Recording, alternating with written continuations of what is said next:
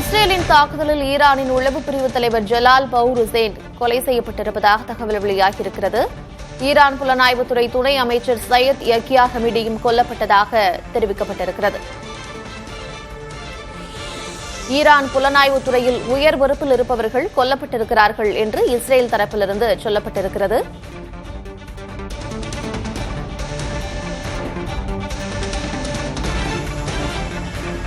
Iran மீது தொடர் தாக்குதலை இஸ்ரேல் மேற்கொண்டிருக்கக்கூடிய நிலையில் ஈரானின் புலனாய்வுத்துறையில் உயர் பொறுப்பில் இருப்பவர்கள் கொல்லப்பட்டிருக்கிறார்கள் என்று இஸ்ரேல் தெரிவித்திருக்கிறது. ஈரானின் உளவு பிரிவு தலைவர் ஜலால் பவுர் ஹுசைன் கொலை செய்யப்பட்டிருக்கிறார் என்றும் புலனாய்வுத்துறை துணை அமைச்சர் சையத் யக்கியா ஹமீடியும் கொல்லப்பட்டதாக இஸ்ரேல் கூறுகிறது.